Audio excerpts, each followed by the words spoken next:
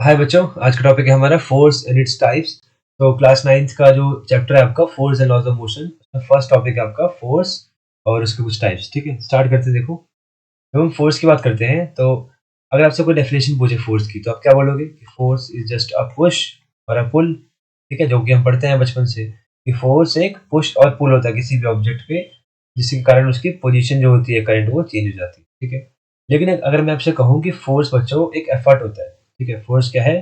Force is just an force is just an effort made to change the current position. ठीक है, state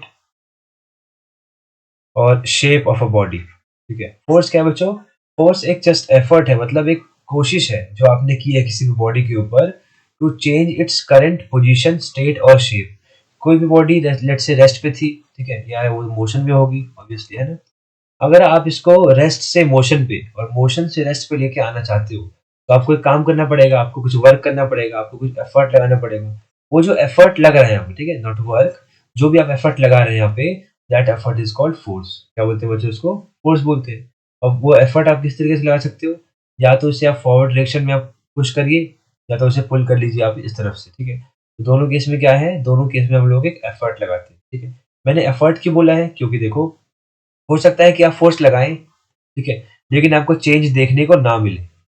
हो सकता है कि आप फोर्स एक्सर्ट तो कर रहे हो, आप अप्लाई तो कर रहे हो फोर्स, लेकिन यहाँ पे कोई चेंज विजिबल नहीं है। तो ऐसे केस में हम फोर्स को नेग्लिजिबल नहीं मानेंगे, हम उसे बोलेंगे that it was just an effort. वो एक एफर्ट था जिसे लगाया गया तो in order to change the position. ठीक है, वो पोजीशन बदलती है कि नहीं वो हमारे लिए मैटर नहीं करता है, लेकिन हमने एक एफर्ट लगाया है। तो आज के बाद क्या बोलेंगे आप कि force is an effort made to change the current position of rest, motion और anything like shape of an object. ठीक है, अब इफेक्ट्स क्या होंगे फोर्स के? देखो, अगर कोई चीज रेस्ट पे है तो आपने फोर्स लगाया, जितनी रिक्वायर्ड फोर्स है ना इसकी, जितनी भी रिक्वायर्ड फोर्स होगी इसको रोकने के लिए, अगर आपने उतना अप्लाई किया, तो फोर्स लगाने के बाद जो रेस्ट का बॉडी है वो मोशन पे आ जाएगा। सिंपल सी बात है, एक फुटबॉल है, फुटबॉल को अगर आप किक करेंगे, ठीक है, इसके जितना इसमें रिक्वायर्ड फोर्स चाहिए होगा उतने से अगर इसको किक करोगे, तो ये रेस्ट से कहाँ चला जाएगा बच्चों? ये मोशन पे आ जाएगा, आगे की तरफ मोशन स्टार्ट कर देगा। अगर कोई चीज मोशन में होगी, लेट से सामने से कोई बॉल आ रही है, ठीक है, आपके हाथ में, आपने अगर रिक्वायर्ड फोर्स अप्लाई कर दिया इस पे, इसके अपोजिट डायरेक्शन में, तो क्या हो जाएगा? ये रेस्ट पे आ जाएगा। इस पे आ जाएगा बच्चों, ये रेस्ट पे आ जाएगा।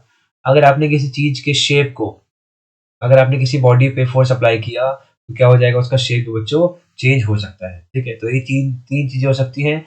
रेस्ट वाली चीज मोशन में आ सकती है, मोशन वाली चीज रेस्ट पे जा सकती है, और शेप जो है किसी बॉडी का वो बदल सकता है। इस तरीके से बेसिकली हम चेक कर रहे हैं कि किसी भी बॉडी की कौन कौन सी स्टेट्स को आप चेंज कर सकते हो। ठीक है, by the application of force. ठीक है, तो ये इफेक्ट्स थे उसके। यूनिट क्या होता है? जब यूनिट की बात करते हैं तो ध्यान से देखो, फोर्स का जो फॉर्मूला होता है हम इसे डिराइव करेंगे आगे इस चैप्टर में। Force is equals to mass into acceleration. Mass आपको पता है केजी में लेंगे, ठीक है, एक्सीलरेशन किस में लेंगे? Metre per second square. तो मैं बोल सकता हूँ फोर्स, अगर वन यूनिट फोर्स की बात करूँ, ठीक है, कि भाई वन फोर्स लग रहा है, यूनिट मैं बताया नहीं आपको, वन यूनिट अगर फोर्स लग रहा है तो that is equal to 1 kg metre per second square. ठीक है, आप 1 किलोग्राम की कोई भी बॉडी है, आप 1 किलोग्राम की बॉडी को 1 मीटर पर सेकंड स्क्वायर की एक्सेलरेशन से अगर उसे घसीटते हैं आगे की तरफ, या इस पे इस तरीके से आप इस पे फोर्स अप्लाई करते हैं, इतने के साथ ये मूव करना स्टार्ट कर दे, एक्सेलरेशन इतने से स्टार्ट कर दे, तो इस यूनिट को बोलते हैं बच्चों 1 न्यूटन। क्या बोलते हैं इसको? न्यूटन।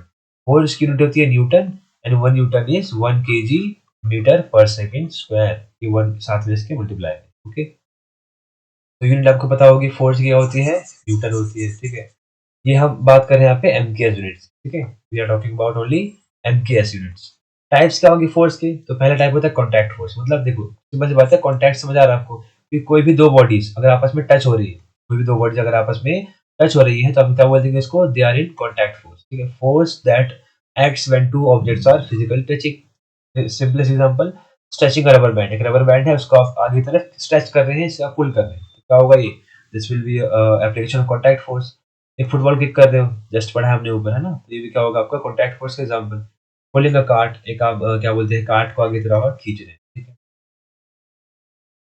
नेक्स्ट क्या है, एक्शन एट अ डिस्टेंस या नॉन कॉन्टैक्ट फोर्स बोल दीजिए, ठीक है। ऐसा फोर्स जैसा यहाँ पे डायरेक्ट कॉन्टैक्ट नहीं होता है, फॉर एग्जाम्पल ग्रेविटेशनल फोर्स। अब अर्थ है, देखो अर्थ है, ठीक है, और इस पे कोई बॉडी है, तो अर्थ क्या करेगी, अर्थ अपने आसपास अपने फील्ड, अर्थ क्या है बच्चे, बहुत बड़ा मैग्नेट की तरह काम करता है। अर्थ क्या करता है, एक बड़े मैग्नेट की तरह काम करता है, और हर मैग्नेट के पास अपनी एक फील्ड होती है। क्या होती है बच्चों, उनके पास एक फील्ड होती है।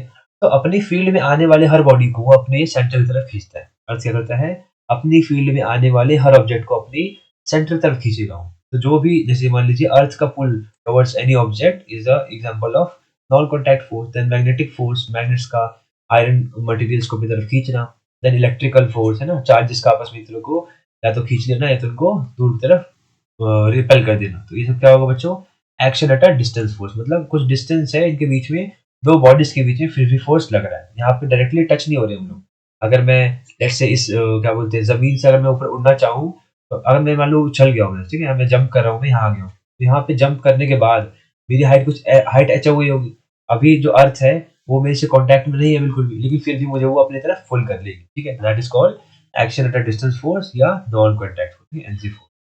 After that balance and unbalance force पता होगा आपको। देखो बैलेंस फोर्स क्या होता है, ऐसा फोर्स जो वहाँ पे जो बॉडीज है ना इक्विलिब्रियम में हो। जैसे इक्विलिब्रियम मतलब एक बॉक्स है, एक बच्चा यहाँ पे है, एक बच्चा यहाँ पे है, दोनों सेम एंगल पे, इस पे 5 न्यूटन फोर्स लगा रहा है, ये भी सेम एंगल पे यहाँ से 5 न्यूटन फोर्स लगा रहा है। तो क्या होगा, ना ऑब्जेक्ट इधर आ पाएगा ना ऑब्जेक्ट इधर आ पाएगा, क्योंकि एंगल सेम है और फोर्स का जो डायरेक्शन है वो भी अपोजिट है।